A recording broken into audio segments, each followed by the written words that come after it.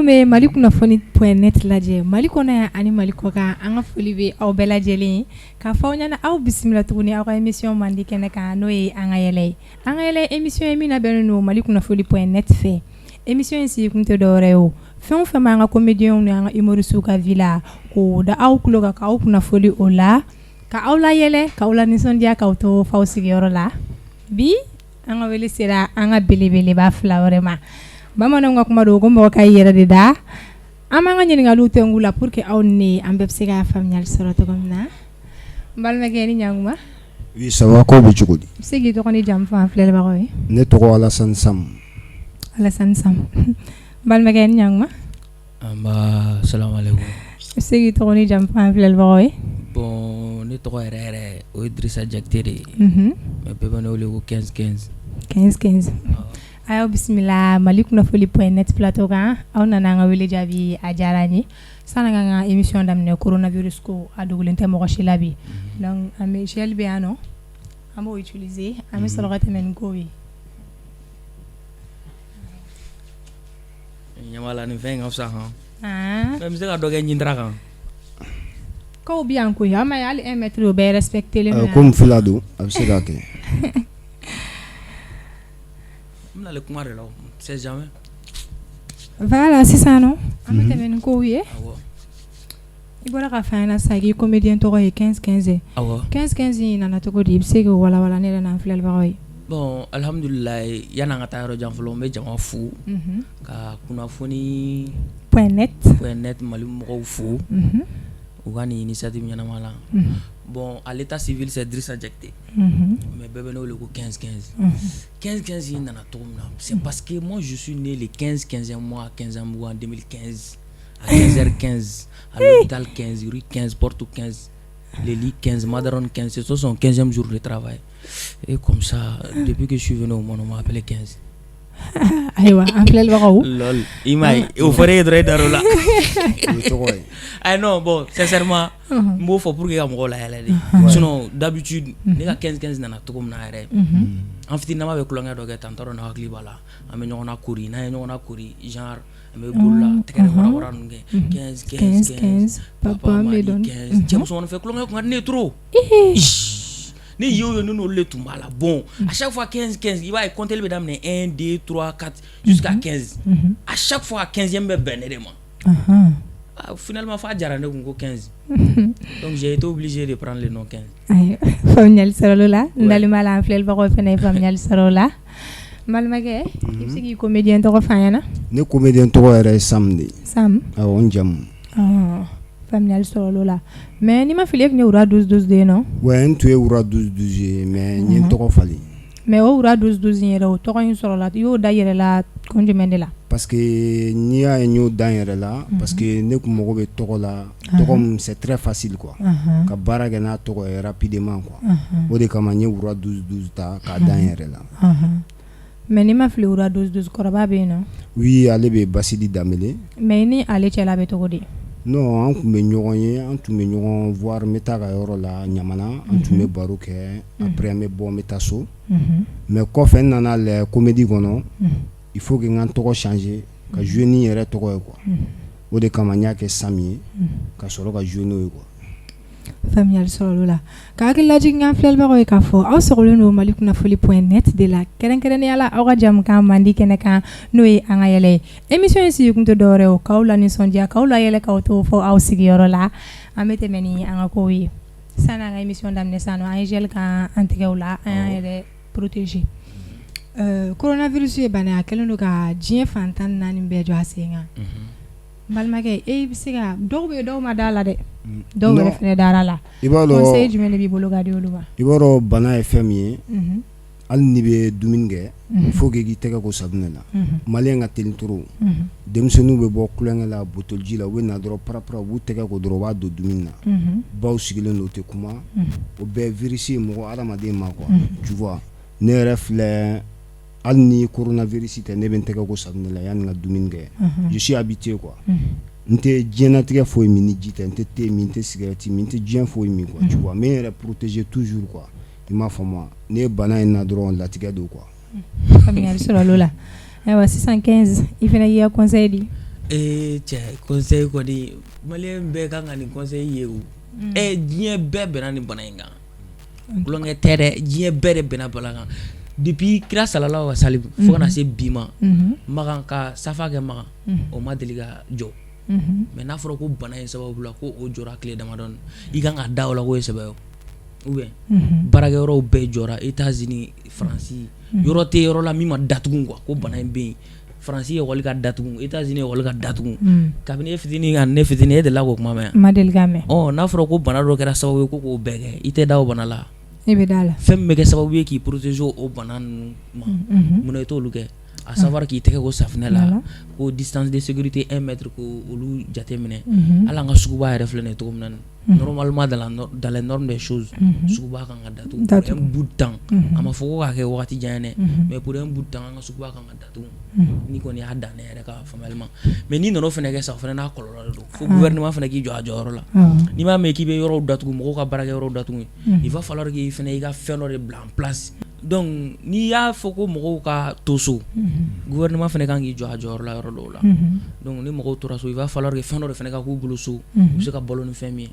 aw yɛrɛ bɛ maliyɛn ka diɲɛnatigɛ dɔn on vit le jour au jour min bɛ sɔrɔ bi o bɛ dun bi sini ta bɛ Ala bolo o bɛ dugu min na kɔni il va falloir que mesure caman ka ta o dugu in na quoi an k'an cɛsiri yɛrɛ yɛrɛ de an k'an tɛgɛ di ɲɔgɔn ma coronavirus in ye tiɲɛ ye mesure de précaution minnu bɛ yen an k'u appliquer à la lettre pour pouvoir que parce que se t'an ye o ni bana in ye minɛ i bɛ masini branchelen tubabu la yen fɛ cɛ masini den kelen da ka gɛlɛn dɛ a da de ka gɛlɛn o da gɛlɛya da ye donc n'an ma hakili to an yɛrɛ la a kana an minɛ pewu o ka fisa k'an minɛ furakɛli fo n'an taara burɔfuni kalan min na sa kɛ sinon kɔni a ma nɔgɔn dɛ an bɛ Ala de deli Ala ka jisuma kɛ bana in fura ye 15 ni radio Zuzun bɔra k'o de fɔ aw ɲɛna émission in tɔgɔ de ye ko an ka yɛlɛ an tɛ yɛlɛ dɔɔni a yɛlɛ an ta daminɛ 15 la a yɛlɛ ka daminɛ an ka taa a yɛlɛ oh ya Allah en bien trop ne ko radio Zuzun i b'a fɔ k'a yɛlɛ dɔrɔn a bɛ yɛlɛ i b'a fɔ mɔgɔ min ye yɛlɛ woro ɲimi non sururu b'a la yɛrɛ mais yan'o cɛ an tɛ mɔgɔw fo bɛɛ ka kan na parce que téléspectateur ka ca an ka bɛɛ fo ne bɛ bɛɛ fo a ka kan na comme ça parce que kɔrɔbɔrɔw bɛ yen fulaw bɛ yen marakaw bɛ yen chinois bɛ ka na yen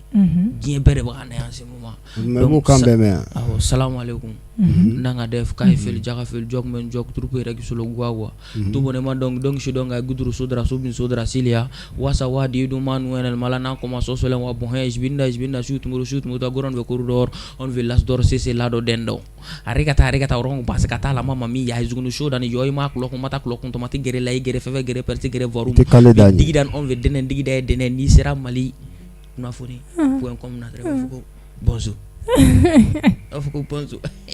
mais pour ka kan joli ka foli c'est ka chan c'est toutes les langues du monde entier Allah you know ah ouais quand on mɔgɔ la yɛlɛ quand on mɔgɔ la mais uradu c'est bizarre ouais ni bɛ Mali la i bɛ ka yɛlɛ ko fɔ ouais ani ni bɛ jamana tɔw la appréciation tɛ kelen ye kelen tɛ genre ni bɛ France ni ye yɛlɛ ko fɔ n'a jara tu es dans une salle très pleine c'est-à-dire salle falen no dep i bɛ yɛlɛ ko fɔ a jago jugu dɔrɔn tɔw bɛ wuli ka tɛgɛrɛ fi kun waouh ce comédien il est excellent continue comme ça encouragement baden bɛɛ bɛ tɛgɛrɛ fi kun a synchronisé no c'est harmonieux est-ce que i bɛ k'a faamu n y'a faamu mais k'o to i ma i kana an ka palais la culture kɔnɔ n'i ye yɛlɛ ko fɔ n'a jara wuli k'i tɛgɛrɛ ka fi kun k'i encourager ka fɛn bɛɛ kɛ o tɛgɛrɛ o bɛ yɛlɛ la de non cɛ de ye dangaden ye i k'a kunkolo lajɛ ko trapèze i bɛ balo ni manamana ko nin de la cɛ i t'i ka baara falen a changé dɛ sinon dadigi bɛ k'i la Mali in kɔnɔ yan surtout ni coronavirus ko ye non i b'a dɔn Mali comédie filɛ faamaw kan ka mɔgɔ dɛmɛ de trop même parce que kɔfɛ u ka fɛnw financelen hali ni n'olu lɛ i bɛ espérance ba de sɔrɔ parce que u ka fɛnw organiselen don ka ɲɛ Mali comédien u tɛ k'u jate quoi n'i y'a mɛn Mali comédien de don ani artistes parce que anw de bɛ fɛn dɔ kɛ ka mɔgɔw la sensibiliser quoi i m'a faamu kuma caman ni kɛlɛ bɛ yen u artistes de wele olu de bɛ kuma population cɛ c'est normal u ka comédiens dɛmɛ ani artistes wɛrɛw quoi tu vois on est tous des mêmes an bɛ yɛlɛ n ka téléspectateur preselen i b'a dɔn don dɔ la an de taara denkunikɛyɔrɔ la an de zamɛ dun an tilala zamɛ dun na fulakɛ wulila k'a b'i biri k'i tɛgɛ ko dɔrɔn kapɔti binna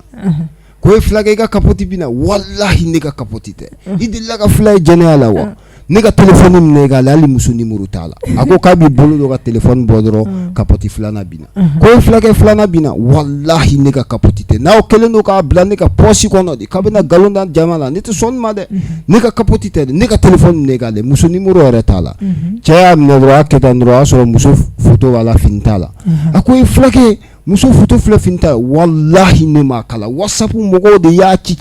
fo k'a don ne ka téléphone kɔnɔ e ma transporteur 8 la wa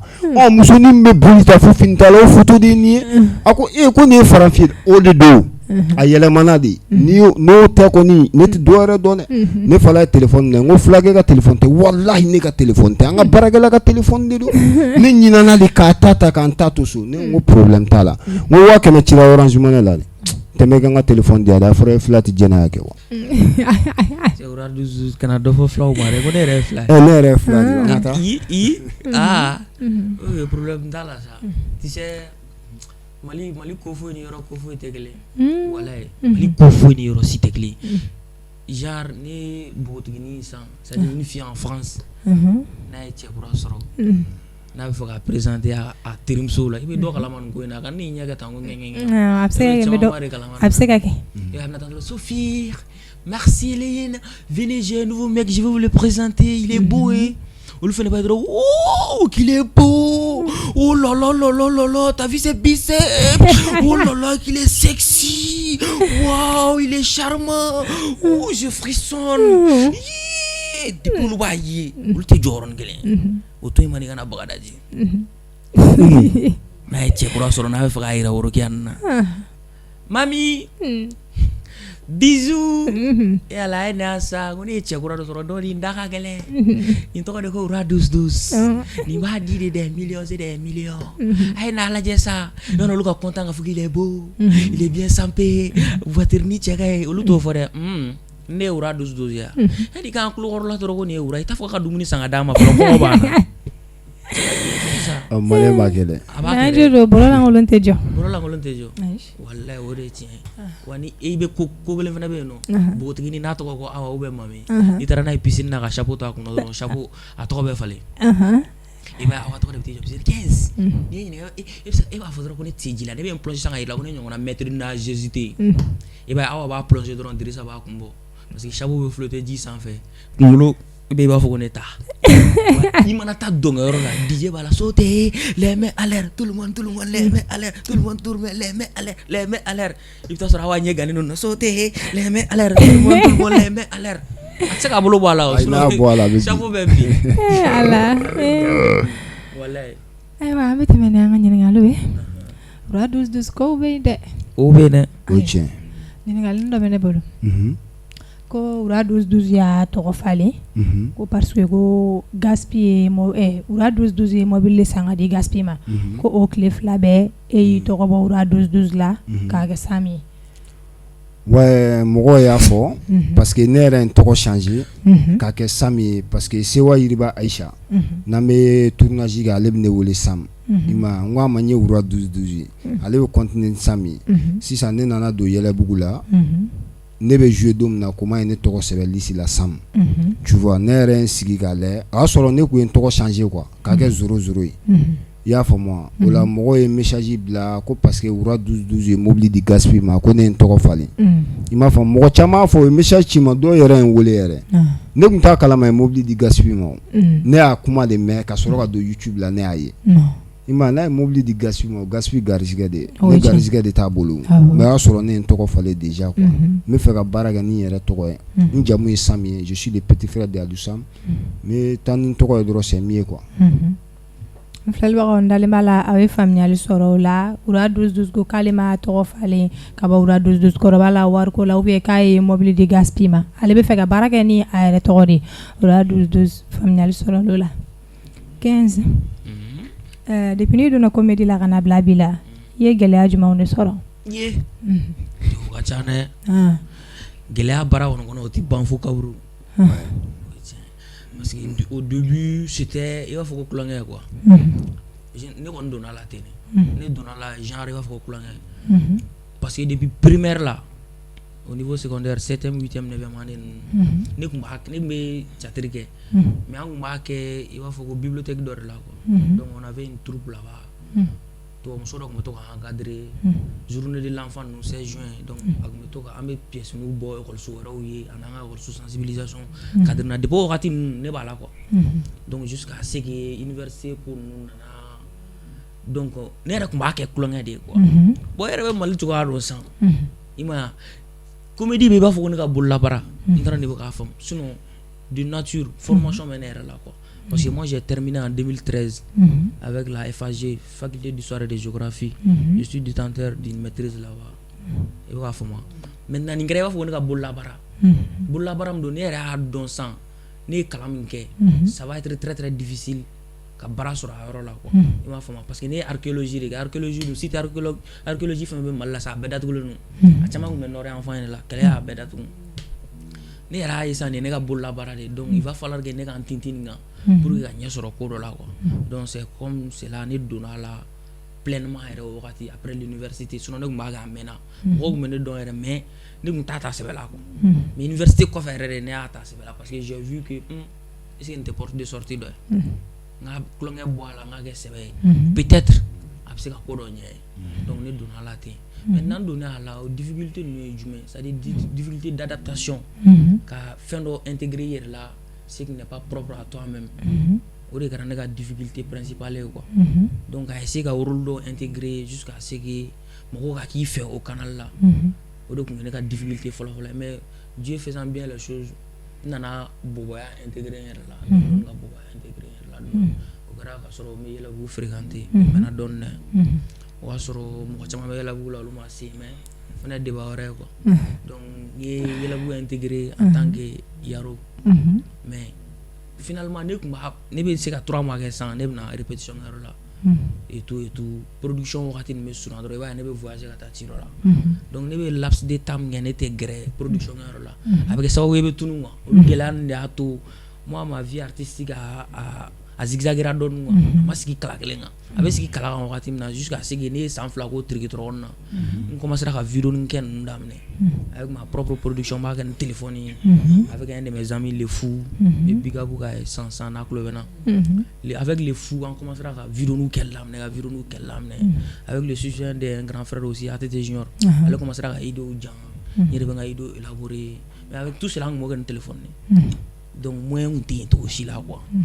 an yɛrɛ de y'a kanu kama an bɛ don a la ten an b'a kɛ wa an bɛ se quoi i b'a faamu au fini fo an ka vidéo nana to ka diya mɔgɔw ye an y'a dɔn bon on est une force maintenant an bɛ se k'an lancer a la est-ce que i b'a faamu maintenant moyen ko ninnu ni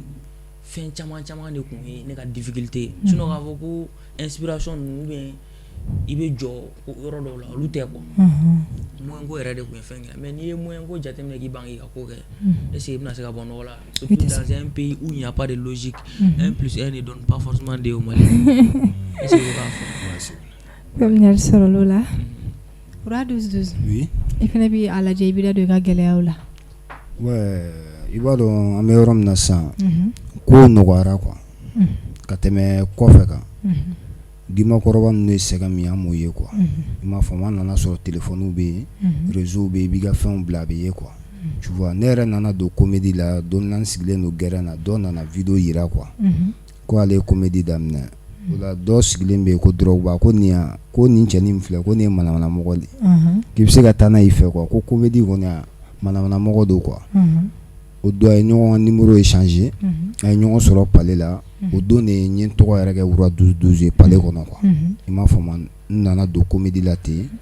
ka BNBD production ka na vidéo kɛ n ka vidéo dɔw bɛ yen olu ye basic kɛ n ye mun kɛ boutique da la peut-être se ka mɔgɔ fɔ ne bɛ fɔ e Mali drapeau de yan ani e bɛ bɔ sungurubalakaw fɛ ne bɛ bɔ nafigilakaw fɛ yen ani n ka sabanan ye sinamuso 2 bɛ kɛlɛ ne b'a fɔ n ka sama ka bɔgɔti ka bɔ a la wala n ka o vidéo ninnu taara ainsi de suite n ye compte YouTube dayɛlɛ en 3 mois j'ai eu 17 000 abonnés n commencera ka baara daminɛ 3 mois yɛrɛ kɔnɔ YouTube kan quoi faamuyali sɔrɔ l'o la an tɛ yɛlɛ dɔɔni ok 15 ans ka taa an ka yɛlɛ n'i ko k'an ka yɛlɛ dɔrɔn 15 ans ka taa mais 15 tɛ kɔrɔ yan 15 ans ka taa e de ye kɔrɔ yan ka taa angayela e fa yela da awo ni ga téléspectateur ka ko ka gele ne ma amolu la yele ta mangelo lu ta de ka gele ne mogɛ dɔ de bi ale bɛ bɔ sugu ba la kuma bɛɛ a bɛna ballon ne mais diɲɛ kɔnɔ a tɛ cɛ match la muso dɔrɔn don n'a bolila ka na dɔrɔn f'a bɛ talon to n ko bɛnkɛ mun kɛra a ko match ma daminɛ n ko 19h30 k'a bɛ daminɛ heure jumɛn n ko 45 on bɛ n ko san bɛ bɔ n'a daminɛ na n wele hali ni bɛ ɲɛgɛn na n ko problème t'a la ale filɛ dɔrɔn k'a ka forokɛ jɛman don dɔrɔn ka don ɲɛgɛn na ka t'i ko match daminɛ n ko bɛnkɛ a daminɛ na a bolila dɔrɔn ka ji bɔ a kan dɔrɔn ka n'i sigi Fatim ye ballon minɛ Fatim bɛ ka taa bido bi Fatim gloki bɔ ma gloki bɔ Fatim i ma dɔn barika banna e ye bido i tɛ gloki bɔ han ne ma foyi fɔ a ye ala nana kɛ sa Bijou ye ballon minɛ Bijou bɛ ka taa Bijou sera jɔda bido bi gloki bɔ o ma gloki bɔ a ko Bijou i ye bi ɲuman don gloki bɔ o ma bɔ i b'a dɔn mami tɔgɔ ninnu malo ka dɔgɔ sisan mami de ye ballon minɛ mami bɛ ka taa mami sera jɔda la mami ye gardien kɔlɔsi dɔrɔn k'a don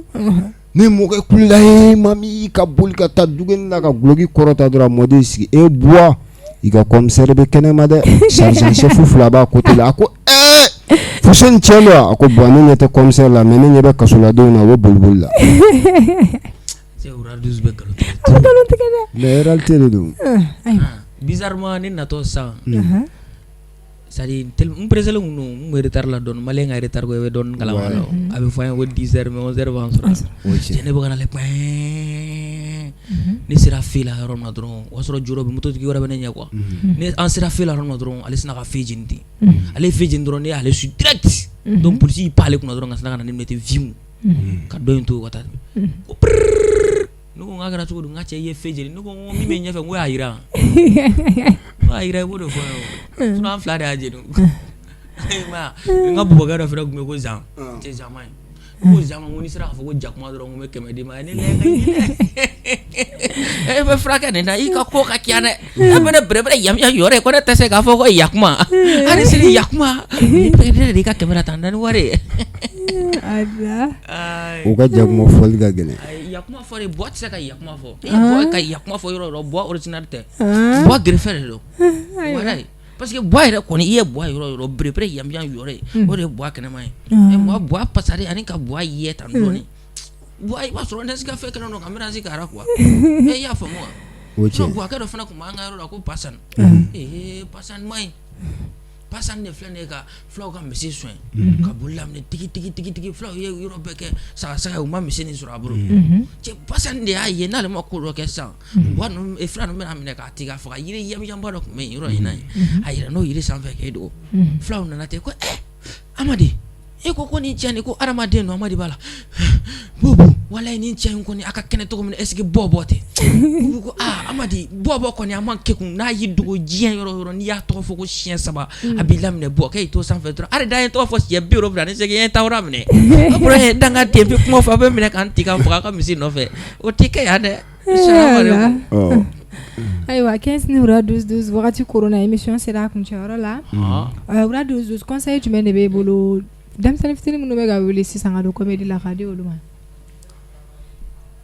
est-ce que an bɛɛ tɛ denmisɛnnin yan a mana kɛ togo togo dɔ b'an duguma voilà ni Ala sɔnna a bɛ ɲɛnabɔ comédie filɛ a ma nɔgɔn sɛgɛn b'a kɔnɔ quoi i m'a fɔ ma i bɛ comédie wɛrɛw su dugu wɛrɛ la u tɛ mɔgɔ tɔgɔ fɔ kɛ wa vidéo la tu vois an b'o de kɛ ka se ka an yɛrɛ balo quoi i m'a fɔ ma ka se ka dɔn joona quoi i m'a fɔ ma tel que ne bɛ mun tɔgɔ fɔ o mu sinɛ ta a bɛ n dɛmɛ trop yɛrɛ a bɛ n dɛmɛ ani kan jara u bɛ n dɛmɛ n ka ko caman na quoi adamadenya il faut que i ka mɔgɔ dɔw sɔrɔ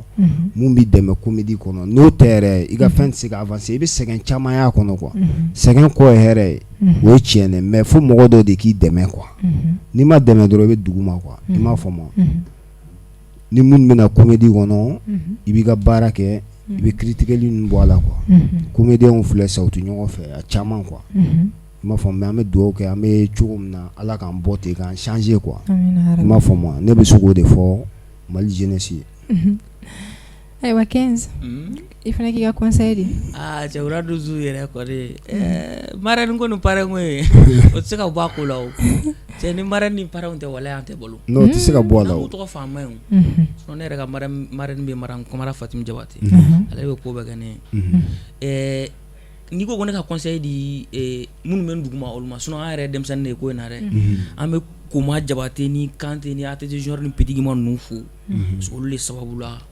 an yɛrɛ bɛ ka bɔ ko caman kalama olu de sababu la valeur donna nin ko in na quoi parce que l'humour voici c'est un truc c'est on dirait c'est le cadet de l'art quoi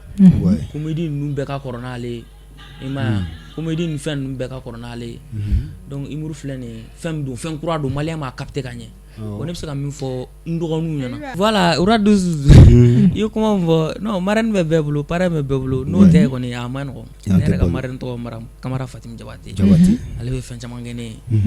olu de bɛ kɛ sababu ye yɛrɛ tiɲɛ na parce que l'homme du Mali ne vit pas de son art n'an ka tiɲɛ f'i ye dɛ mɔgɔ kelen-kelenninw de b'an na minnu awɔ olu bɛ via la ka ɲɛ yɛrɛ sinon an tɔ bɛɛ bɛ blog de la n b'o f'i ɲɛna bi dɛ blog dɔn awɔ i m'a fɔ ma an bɛ Koma Jabate ATT Junior Petit Guima ni Kante ninnu an b'olu fo kosɛbɛ parce que olu kɛra sababu ye ka nin fɛn humour ka exporter ka ɲɛ quoi ouais c'est vrai olu de y'a exporter ka ɲɛ ka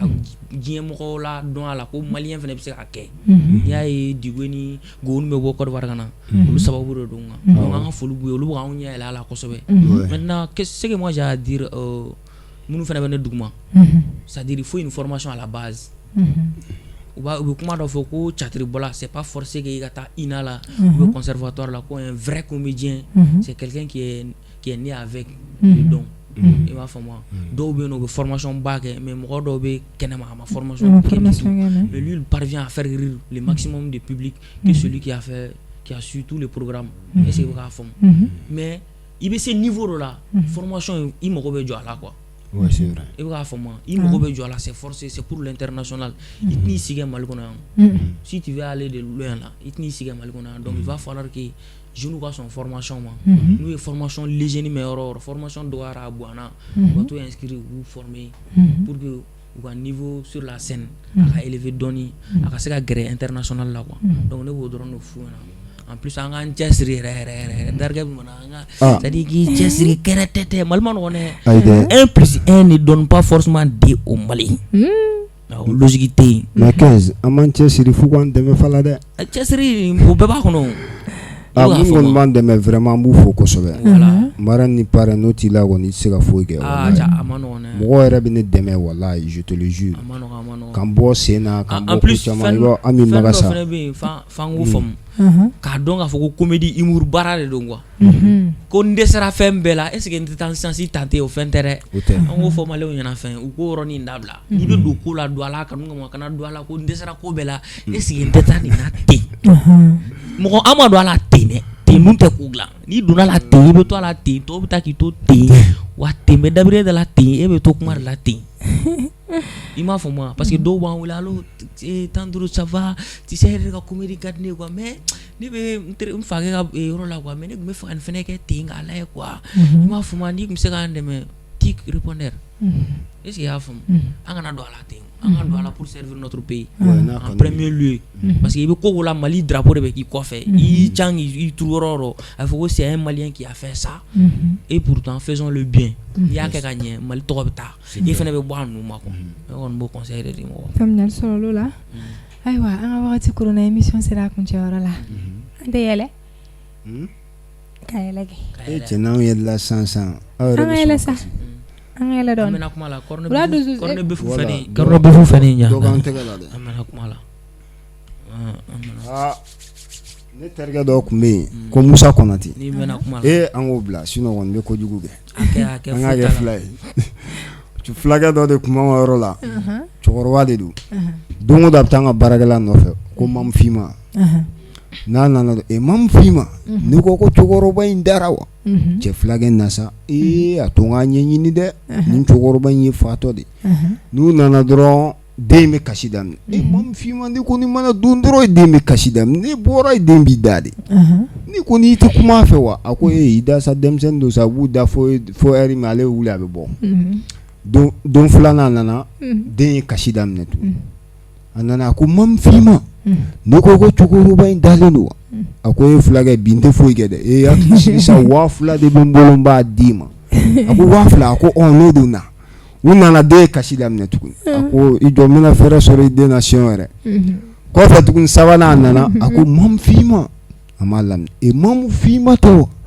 cɛ i fala sa i kana dimi sa a y'i fila kɛ ne tɛ na dɛ don o don i hakili sigi sa 6000 de bɛ n bolo bi n b'a d'i ma i ka kalo 3 baara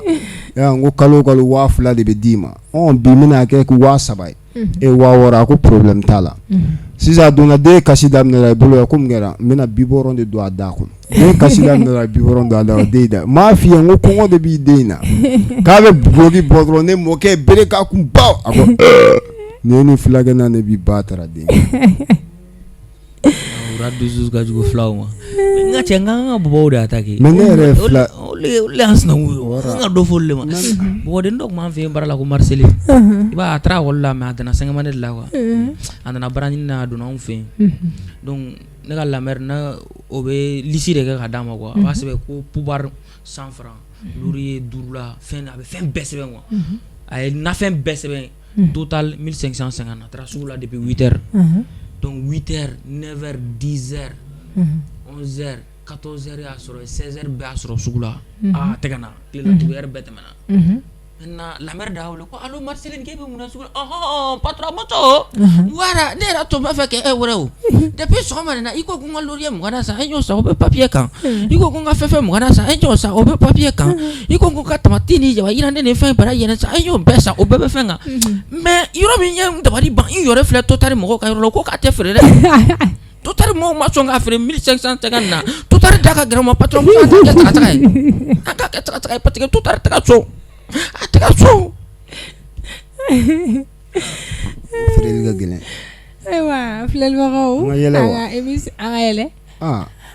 ka yɛlɛ cɛ ura dusu yɛrɛ inspiré le mais ale yɛrɛ t'an layɛlɛ ou bien ura dusu e bɛ se damangoya la dɛ wa n bɛ se damangoya la i t'a la i ko kelen kɛ k'o kɛ jɔn k'o kɛ jɔn na ne ba aw fila de joli bɛ an mɔgɔ 3 de bɛ an mɔgɔ 3 de bɛ yan sisan n'a ta poids niveau la san a ta gauche an ka taa gosi fɛ ni bigi de bolo wa ayi bato ne kala de bɛ n bolo 15 ne vert dɛ vert tɛ dɛ lupu de don ura dusu ne micro de da la ayi micro tɛ o bom de don damagoya ça marche un peu ça marche ura dusu e kun ye Sikaso ka de ya non ne tɛ Sikaso ka ye mais n delila ka taa Sikaso e tile joli kɛ Sikaso ye ne y'a n ye dɔɔnin kɛ yen n bɛ to ka tɛmɛ n bɛ taa quoi ura dusu on dirait Sikaso livre de b'e bolo sinon mɔgɔ min ye dɔɔnin kɛ yan ka taa dɔɔnin kɛ Sikaso non ne yɛrɛ ka inspiration filɛ parce que ne ye jamana caman kɛ quoi ne ye Nigeria kɛ ka Côte d'Ivoire kɛ ka Togo kɛ ka Congo kɛ ka Gabon kɛ ka Congo RDC kɛ ka Guinée Conakry kɛ ka Côte d'Ivoire kɛ ne ninnu bɛɛ kɛ quoi ne yɛrɛ jamana caman ba de kɛ ne parce que ne depuis à base ne m'a f'i ye ko ne bɛ fɛn kɛ a mɛnna ne Kɛnpara kɛ ka Lizani kɛ ka Château d'eau kɛ Château Blanc fana bɛ yen Logomoro Sanɛ Kɛnpaso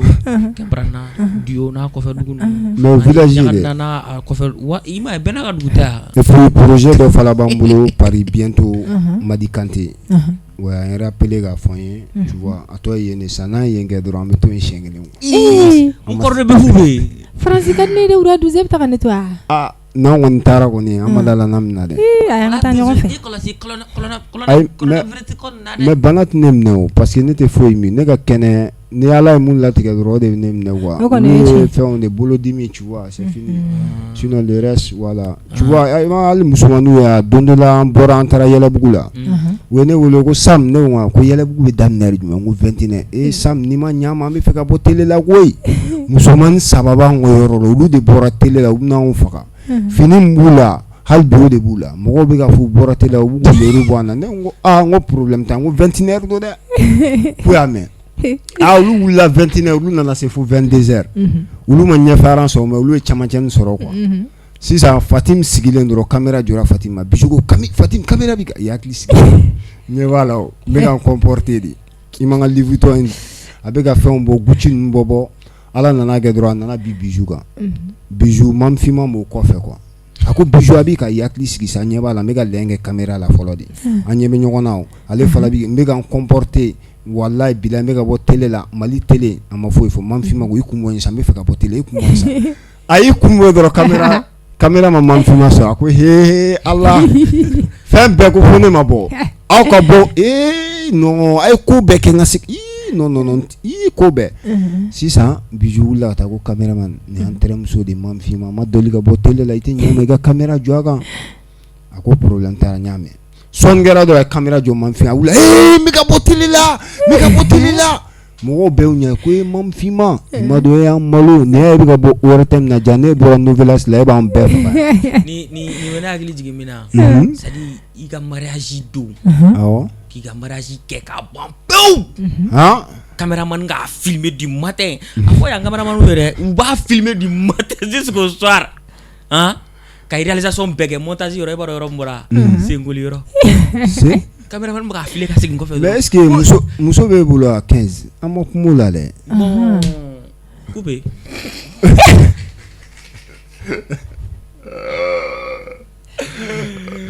coupé i hakili t'o la non hakili t'o la fɔlɔ n bɛ ka fɛn min ɲɛf'i ɲɛna caméraman min y'i ka fɛn filmer k'a tɔ to senkɔrɔ dɔrɔn i b'a ye a bɛ to k'a la segin dɔrɔn et pourtant ne dun y'a bɛɛ filmer o b'a sɔrɔ ale ma yɛrɛ ta quoi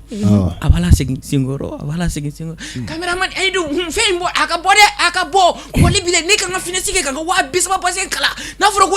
caméraman n b'a tiw senkɔrɔ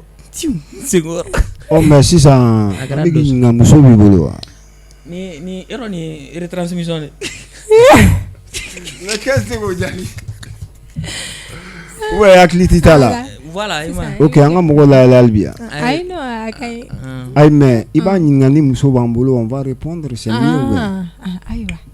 ça c'est dans les divers Régie c'est dans les divers quoi nin t'a la an ɲininka a ɲininka ayiwa wura dusu dɔw de fɛ kow bɛ yen dɛ san'an ka wuli question tɔ ye kelen wɛrɛ n kun ɲinɛna o kɔ fan dɔ ye ɲininkali ko muso bɛ wura dusu bolo non hakili tɛ n t'a la mais n kɔni b'a dɔn muso bɛ n bolo awɔ muso bɛ n bolo ni ma fili yan muso bɛ n bolo muso fana bɛ 15 bolo ouais muso b'a bolo den b'a bolo tu vois e tɛ se ka 15 ta justifier 15 yɛrɛ bɛ 15 non je sais n terikɛ de don on est ensemble n bɛ taa muso fɛ yen tu vois a bɛ na n fɛ yen den 2 bɛ n bolo denmuso 2 n ye kelen tɔgɔ da Umu Sinɛnta la voilà ayiwa 15 i yɛrɛ bɛ yan dɛ. Chers téléspectateurs, nous voilà venus dans un moment crucial de l'émission. Faites comme si vous rêvez. Et dans ces rêves, il se peut que je sois marié. Il se peut que j'ai des enfants. Il se peut que j'ai une famille comme le de bonheur. Mais cela n'empêche, je suis un comédien. Et la vie continue. Salam alaikum. Ok, monsieur Waoulé. Ayiwa an filɛlibagaw ka émission sera kuncɛyɔrɔ la wura 12 ale ni 15 olu de tun y'an ka bi invité ye minnu ma abonné aw commentaire baden kɛ aw ka cliquer j'aime kan parce que o b'anw dɛmɛ an ka baara in na kosɛbɛ ni ala m'an ka jɔnya jɔ an na ni ala sɔnna a ma aw ni ne an bɛ ɲɔgɔn sɔrɔ diɲɛ wagati wɛrɛw la nin kɛnɛ kelen in kan aw bye bye.